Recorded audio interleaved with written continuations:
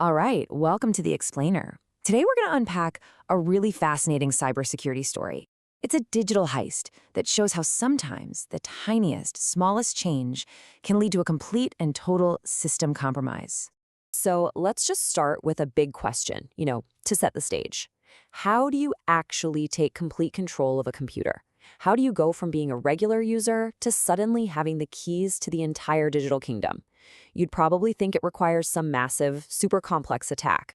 But what if I told you that sometimes all it takes is changing just 4 tiny bytes of data? That's it. 4 bytes is all it takes to go from zero to hero, or in this case, from a regular user to a full-blown system administrator. So yeah, let's dive into how this actually works. So where did this vulnerability pop up? Well, it was found in a piece of software that millions of people use every single day for secure connections, the FortiClient VPN for Windows. And it's a perfect reminder that even the software we trust the most can have these really dangerous hidden flaws. Now, the ultimate goal of a hack like this is something called privilege escalation. The best way to think about this is like you're a guest staying in a hotel. And then through some clever little trick, you suddenly get your hands on the master key, the one that opens every single room, all the staff areas, even the manager's office. That's privilege escalation. So, if you're an attacker, what's the first thing you're looking for? You're looking for a way in, right? An entry point.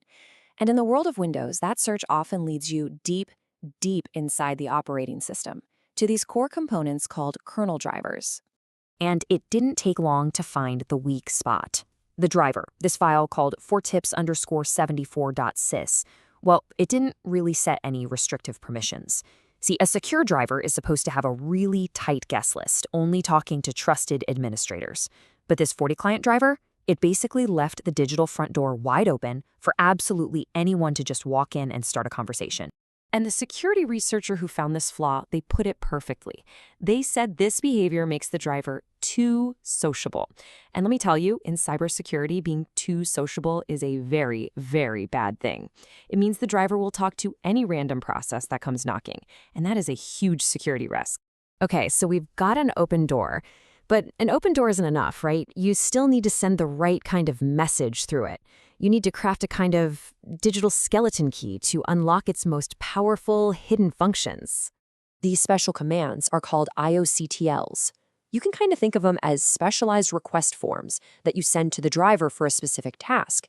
And in this case, one particular message with the code 0x12c803, well, it immediately looked really suspicious to the researcher. But here's where the real red flag goes up. It's not just the message, it's the method this particular message uses. It's called method unneither. And that name alone, it should immediately set off alarm bells for anyone who knows anything about security. This is, without a doubt, the absolute riskiest way for a driver to handle data. It basically means the operating system does zero validation. It just blindly passes the user's data straight to the driver and says, "Here you go, you figure it out." It's the ultimate trust me model of data handling. And spoiler alert, that trust was completely, utterly misplaced. All right, this is it. This is the moment we've been building to, the heart of the exploit. This is where that misplaced trust gets weaponized, where a simple request form gets turned into a powerful tool for taking complete control of the entire system. So here's how the chain reaction plays out. The attacker sends a specially crafted message. And because of that super risky method neither, the driver just accepts the memory address the attacker gives it, no questions asked. Then, a bug gets triggered, and the driver writes 4 bytes of, well, junk data to any memory location the attacker chooses. So, the absolutely crucial point here is what they target with that 4-byte write. They aim for the process's security token. You can think of this token as its digital ID badge. It's a really sensitive piece of data in memory that basically defines what the program is and exactly what it's allowed to do. And this slide just illustrates the takeover perfectly. Before the attack, the process has a limited user ID badge. But by overwriting just those 4 little bytes, the attacker corrupts the token in a very specific way that magically enables a powerful privilege.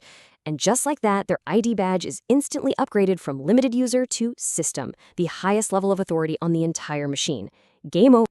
And just like that, the hack is complete. But the story's not over, not by a long shot.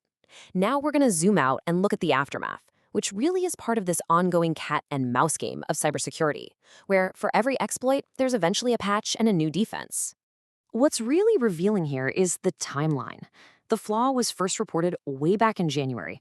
A patch was then quietly released about 8 months later in September, but the public announcement didn't come out until November. That's a 10-month gap from the initial report to the public disclosure, which really highlights how complex and sometimes slow this whole patching process can be. But hold on, because here's where the story gets even more interesting. There's a plot twist. It turns out that modern operating systems aren't just standing still, they are actively evolving their defenses to shut down these exact kinds of attacks. See, the latest version of Windows 11 actually breaks this exploit chain completely. It now hides those critical kernel addresses, like the location of that all-important process token, from unprivileged users.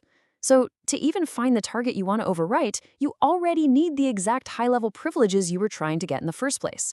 It's this classic chicken and egg problem for the attacker, and it pretty much neutralizes this entire technique on its own. And that really leaves us with a final thought.